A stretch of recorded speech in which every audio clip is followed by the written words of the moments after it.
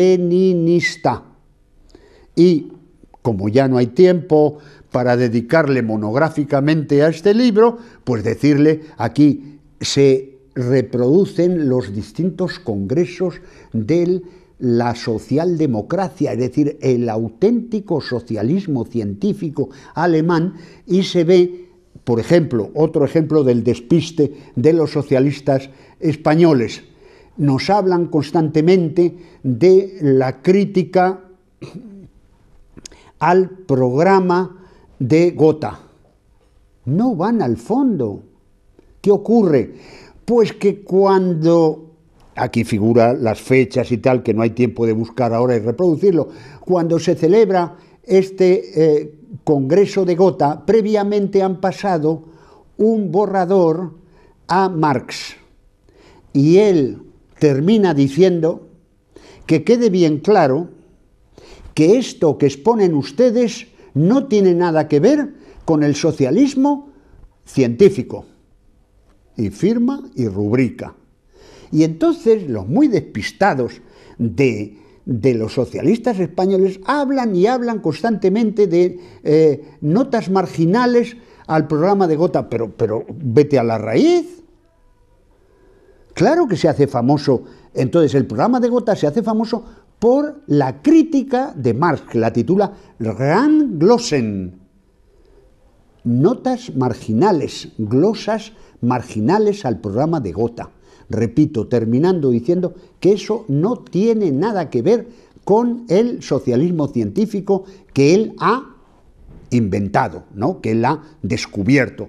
Después hablo del socialismo inglés, de el socialismo austriaco, el socialismo religioso de Menicke y de Tillich, que tampoco tienen la menor idea, y después, claro, del socialismo español, tanto Pablo Iglesias como Fernández de los Ríos, Julián Besteiro, etcétera, etcétera. Entonces, repito, toda esta serie, claro, esta fue mi tesis doctoral en la Facultad de Ciencias Políticas. Otro libro, al que le tengo, claro, bastante cariño, como al resto de los demás, es este libro más reciente de Franco, Hitler y Churchill. Pues bien, aquí lo interesante son los documentos que inserto y que no se conocen por el público español. Para empezar, digo, desde el punto de vista de novedad periodística, si ustedes quieren, los dos testamentos de Hitler. Todo el mundo habla de Hitler constantemente. Los más, no quiero citar nombres para no ofender y por supuesto para no alargar, pero si no, citaría los nombres y luego haría una crítica de eso. No tienen ni la menor idea. Pero ¿cómo pueden hablar de la Segunda Guerra Mundial y de todos, que si Hitler era así, que si Hitler era así, y pasar por alto su última voluntad? Pero si yo no digo que confirmen que sea verdad o sea falsedad lo que dice Hitler, pero es su última voluntad. ¿Pero cómo lo pueden pasar por alto? Y que si hablan de tal artículo, de que si de jovencito escribía no sé qué, y que si luego... ¿Pero qué dice usted? ¿Y el testamento qué? Dos testamentos, un testamento político y un testamento privado. No se conoce por el público español. Pero sí es su última voluntad. Pero dense cuenta lo siguiente, es que manda traer a un notario. Fíjense ustedes en la fecha en que escribe su testamento, estamos hablando de los últimos días de abril, antes de suicidarse, los últimos días de abril de 1945 en Berlín. Pues nada, tuvieron que salir, como era una orden de Hitler, pues a jugarse la vida, a buscar un notario en la calle tal, número tal. Claro, se puede imaginar el susto que tendría el pobre notario cuando vienen una escuadra de las SS a llevárselo. Pues claro, atemorizado. Se lo lleva al búnker y ante notario hace firmar. O sea, y entonces aquí reproduzco el documento original en alemán. Está algo borroso porque naturalmente en aquella época no existían las fotocopias, era poner papel carbón y había que hacer 4 copias, y naturalmente la copia en la que se reproduce aquí pues tiene sus defectos de reproducción, pero lleva la firma original y después vienen las firmas de los testigos, entre ellos Martin Bormann y el propio Joseph Goebbels, que firma naturalmente Dr. Joseph Goebbels. Pues bien, después el testamento privado, separado del testamento político. Bien, pues como ven ustedes, esto y otros documentos, dense cuenta, por ejemplo, que es la primera vez que se reproduce íntegro el texto del intercambio de cartas entre Franco y Churchill, que le escribe antes de la conferencia de Yalta de febrero de 1945, advirtiéndole toda la inteligencia y la perspicacia que tienen de Churchill. Aquí se demuestra por intervenciones y declaraciones públicas, incluso en el Parlamento británico, cantando alabanzas de Stalin. Y Franco le advierte de que Stalin, etcétera, etcétera. No puedo, claro, lo interesante es leer lo que le escribe Franco. Bueno, repito, hay libros donde se reproduce, pero mutilado la carta de Franco a Churchill y viceversa.